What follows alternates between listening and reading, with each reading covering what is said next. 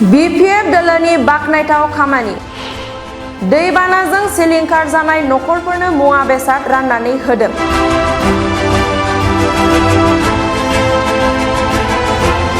थांनाय साननैसो सिगां रायजोआवनो गोबां अखा हादोंमोन।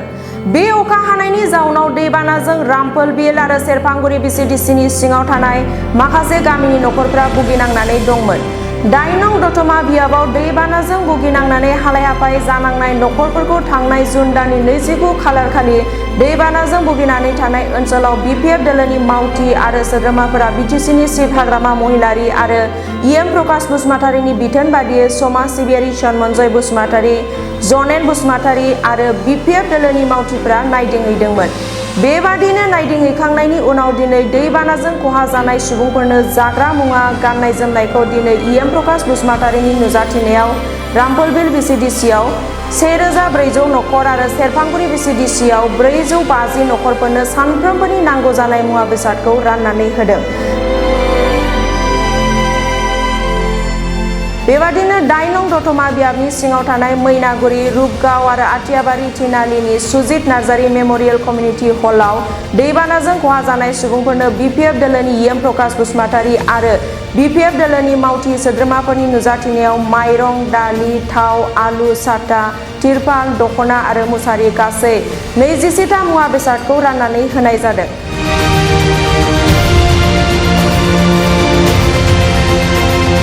मख'नो गोनांदि इएम प्रकाश बसुमतारीया गावनि बियाबाव बोसोरफ्रोमबो दैबानाजों हालाय-हाफाय जानांनाय ओनसोलफोरखौ होबथानो थाखाय गुबै थावनिफोराव नायदिंहैदों।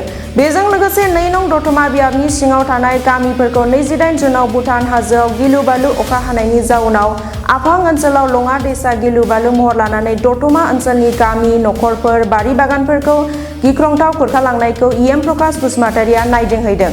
बे समाव इएम प्रकाश बसुमतारीया मा फोरमायखो आबुङै मिथिना लादो।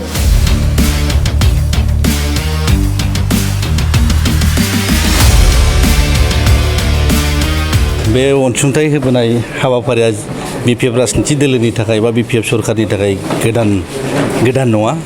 बेखौ थांनाय 2003निफ्रायनो जेब्ला सरकार मानगोनां हाग्रामा महिलारि सारनि दैदेननायाव खुंबोदों, बे समनिफ्रायनो जों रायजोनि जे अलखद समाव बा रायजोनि जे जेंसि जेंगोना बेखौ जों बोस्रांनानै होनो बा सहाय सुबिदा होनो जों सिगांनिफ्रायनो मावबोबाय थादों। बे बेथिखौ नङा, दिनैबो दाबो ओंखायनो बिपिएफ सरकार फैनाय लोगो लोगोनो जोङो रायजोनि जेखि समस्या जाया बे समस्यायाव जों बाहागो लाफायो आरो बाहागो लाफानाया जोंनि बिपिएफ राजनिथि दोलोनि आखुथाय आरो मानगोनां हाग्रामा महिलारि सारनि आखुथाय। दा आङो गिबि रायजो राजानि जानानै मानगोनां हाग्रामा महिलारि सारखौसो गोसो गोरबोनि साबायखर आरो गोजोननाय जासिनो लुबैदों। मानो होनोबा तात्क्षणिक भाबै जेखि समस्या जाया मानो, जेरै जोंनि रामफल बिल सेरफांगुरि ओनसोलाव बानाजों नाख्रेबजानाय सुबुंफोरनो तात्क्षणिक भाबै दिनैहाय जे अनसुंथाइ बिथाङा जोंनो दैथायहरबाय, बेखौ आङो गोसो गोरबोनिफ्राय बा दतमानि एमसिएलए हिसाबै बे ओनसोलनि रायजो राजानि जानानै आं बिथांखौ रोजा रोजा साबायखर बावदों आरो फैबाय थागोन समावबो निस्सय बिथांनि सहाय सुजुगिताखौ जों मोनलांबाय थागोन होननानै जों मिजिंथिदों आरो आसा खालामदों इसोरा बिथांनि जे राजनितिक जे भबिष्यत बेखौ आरो दा जेसेबां सक्तिशालि बेनिफ्राय जाहाथे गोख्रोंसिन बा सक्तिशालिसिन जाहाथे बिथांनो गोहो होयो, बेनि थाखाय आङो इसोरनाव आशीर्बाद बिदों। बिथांमोना जोंनि दुखुनि समाव जेरैबायदि सहाय सुजुगिता खालामो आरो बिनिफ्राय बांसिनै सहाय सुजुगिता खालामनो हाथों होननानै फिन खेबसेबाव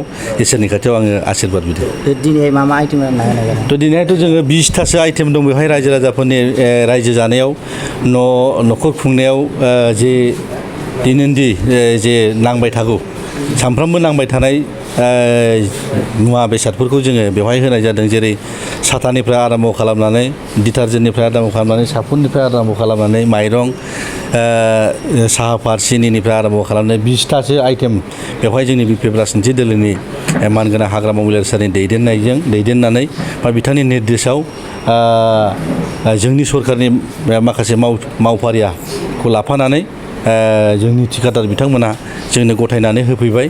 खुब बाख्नायथाव आरो फैबाय थागोन समाव निस्सय सहाय सुबिदा मोनगोन होननानै जों आसा खालामदों। बेसेबांसो नखर होनाय जादों?